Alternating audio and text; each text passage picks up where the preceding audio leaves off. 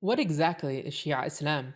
Islam is the second most populous religion on earth, with nearly 2 billion adherents, of which roughly 20% are Shia Muslims.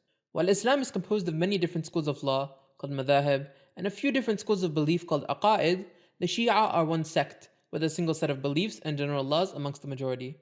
I myself happen to be one of these 200 million Shia, and would like to present Shia Islam from the Shia viewpoint, as throughout history there's been a common demonization and slandering of our beliefs and practices. Hence, everything I will be presenting will be from the Shia view, however, each claim I will back up with sources from both sects, all cited in the description. So let's dive in. To begin, we must ask a few questions. Firstly, where did Shia Islam come from? Secondly, do Shia beliefs differ radically from other sects of Islam? And thirdly, what Shia practices differ between Shia and other branches? Let's tackle these one by one, beginning with the obvious question. Where did Shia Islam come from?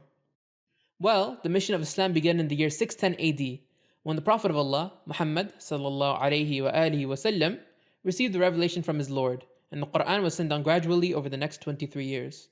What you need to know of the beginning of Islam is that the first convert accepted by all sects were his wife, Khadija bint Khuwaylid, and his cousin and dearest relative, Ali ibn Abi Talib, who we take as the successor of the Prophet. His merits are many, along which the Prophet stated about him that love of him is belief, and hatred of him is hypocrisy.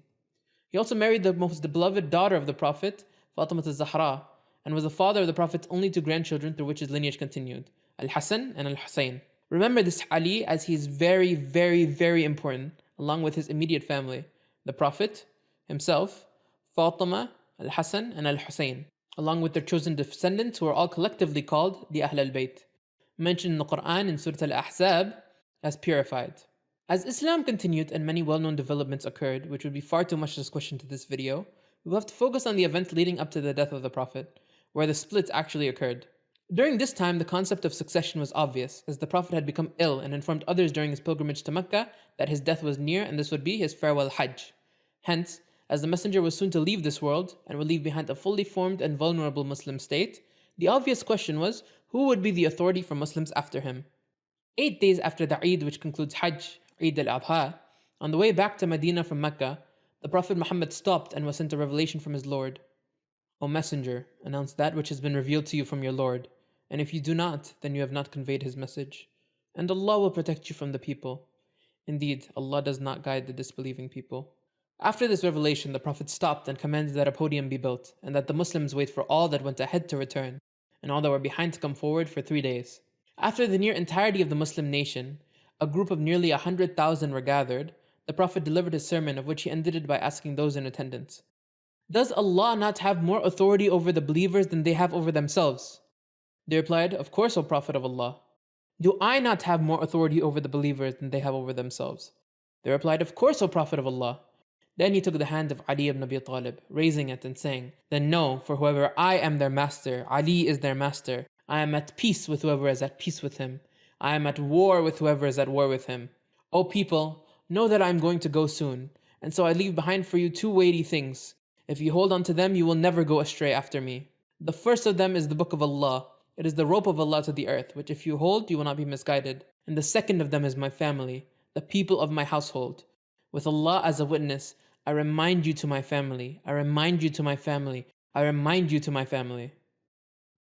It was not long after that God's messenger returned to his Lord, and the matter of succession became of utmost importance. Of course, as his immediate family and the executor of his will, Imam Ali alayhi salam was in charge of doing the ritual washing of the body of the Prophet and preparing for his burial.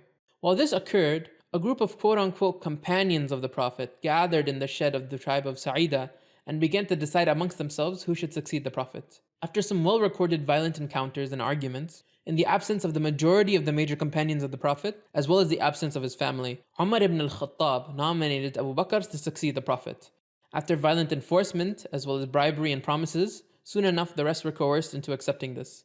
To discuss these incidences in the depth they deserve would require an in-depth series, and editing in my style is really hard and time-consuming, so we'll leave their intricacies for another day, probably a refutation video. However, I will leave all my primary sources and citations below from both Sunni and Shia texts that back up everything I say in the description, as well as some playlists you can see where other scholars have lectured about this and other incidences in depth. Nevertheless, this was the beginning of the split where Shia took Imam Ali as the appointed prophet at Ghadir, as mentioned earlier, and the rest later named Sunnis took Abu Bakr as the first Khalifa. Now the question comes up that if Imam Ali and many other companions knew he was the rightly appointed caliph, why didn't he pursue this? The answer is he did, and so did others. For Malik ibn Nuwayra, a blessed companion of the Prophet, he was brutally killed along with the men of his tribe, and his wife was raped right after his death, something extremely forbidden in Islam. For the famous companion Bilal, the first Mu'adhin, he was banished to Syria for refusing to pledge allegiance to Abu Bakr. It was said that he never recited the adhan after the death of the Prophet, except once, when Fatima Zahra, the wife of Imam Ali, requested him to. As for Imam Ali himself, he did resist and continue to assert his right, which resulted in tense and violent encounters, where Umar al-Khattab eventually, according to both Sunni and Shia sources, said the following: O daughter of the Prophet, there is no one who loved your father more than me, and there is no one I love more after him than you. However, by God, that will not prevent me from burning this house with you inside of it if those inside do not come out. These threats, along with other violent encounters, led to the death of the daughter of the Prophet of God, and her dying angry with those two for what they did. After this incident, Imam Ali himself describes it as a prickling in his eyes that bothered him for 20 years, but he remained patient for the security of the Muslims, as not to shed their blood in a civil war, as well as the commandment of the Prophet for him to remain patient after his death, despite the events that would happen. So, continuing back to the present day, Sunnis began to take their hadith from the companions and their followers, like Ibn Umar, Anas ibn Malik, Abu Huraira, and Aisha. Meanwhile, we take our hadith from his family, who, as I mentioned earlier, were the partners of the Quran in guiding their religion after his death.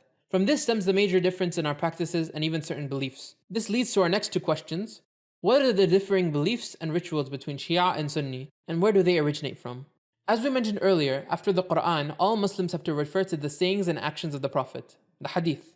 These are vital to every Muslim, as while things like prayer, charity, and fasting are mentioned numerous times in the Quran, the way these actions are performed and their bylaws we take from the Prophet himself, as well as important details of belief such as whether prophets can sin, whether the Quran is uncreated or not, etc., are all derived from the hadith as well. It's due to this distinction that while we share major beliefs and rituals with Sunnis, certain details of belief and the way we perform these rituals differ in minor ways. For time's sake, I'll use the example of prayer. Some major differences in prayer are that we keep our hands down while 3 of the 4 Sunni madhahib say to fold over the chest. We also only pray on natural material that can be eaten, as the Prophet did, while Sunnis generally pray on carpets which didn't exist at the time of the Prophet in the region he was in. We also believe that there are 3 times for prayer and 5 individual prayers, while Sunnis believe in 5 individual timings. Beyond this, certain speech differences and more minor laws differ, but you get the picture. We both agree on the general, that 5 daily prayers are obligatory, but differ on the minor parts, on how they're performed, and all these differences come from the hadith, where companions differed from the family of the Prophet and his 12 descendants who follow him, each appointed by the one before. It is through this distinction that you get all the differences between the two sects. Now, in rapid fire, I'll address a lot of the strangest questions on our beliefs that Sunnis ask. Do you believe Imam Ali is God? No, we do not believe so, and anyone who says anything similar is a liar and out of the fold of Islam. Do you believe he was supposed to be the final prophet then? No, there is no creature Allah subhanahu wa ta'ala created greater than Muhammad, and Allah subhanahu wa ta'ala does not make a mistake in choosing his prophets. Do you believe your 12 Imams control the universe? We believe that God's servants can perform miracles with Allah's will, similar to how the companions of Jesus walked on water, but no one can do anything without the permission of Allah, and the Imams are no exception to this. Then why are you guys called kuffar? If you believe in only one God, the final prophet, and you follow all 5 accepted pillars of Islam, then why are you called disbelievers? Well, my friend, it's very simple. If you want the surface answer, it's because we reject those first 3 caliphs I mentioned earlier, Abu Bakr, Umar, and Uthman. But I mean, since when was accepting them part of the religion in the first place? A deeper and more true answer is that being on the right path will always be harder. And as Allah subhanahu wa ta'ala says in his book, but if you were to follow most upon the earth, they will lead you astray from the way of Allah. They follow only their opinion, and they only guess. Hence, we are completely fine with our persecution, as God is the witness that we follow his book and his prophet. However, this perception of us can change with you. Yes, you. If you shared this video with anyone who has stated falsehoods about us, or anything that doesn't align with this video, send them this video to expel their doubts and change these whack ideas that have been spread about us. To conclude, Allah says in his book, يا أيها الذين آمنوا إن جاءكم فاسق بنبأ فتبينوا أن تصيبوا قوما بجهالة فتصبحوا على ما فعلتم نادمين. صدق الله العلي العظيم. والسلام عليكم ورحمة الله وبركاته. Well, I hope you all enjoyed my first video. I worked really hard on it, so please share and be sure to subscribe and like and comment and whatever for the algorithm. I plan to make a bunch more videos about Shia Islam, going more in depth while also analyzing other sects. This was sort of basic as an introduction, and to make a full version of my TikTok, which around 200,000 people have seen, which you can find right here. It also helps to advertise my Discord, which is right there on the screen, where you can confront me about anything I found in this video, which may you have disliked or disagreed with, or just to talk to me. I'm a nice guy. You can also check out my Twitter, which is right here. And I just plan to make my next video about something other than specifically Islam or Islamic history, so that there's some variety on the channel. So yeah, it might be something regarding history, like a video essay type thing. But yeah, I'll just alternate between an Islamic video and an un-Islamic video. But yeah, thank you for watching, and I hope to see you around. Bye bye.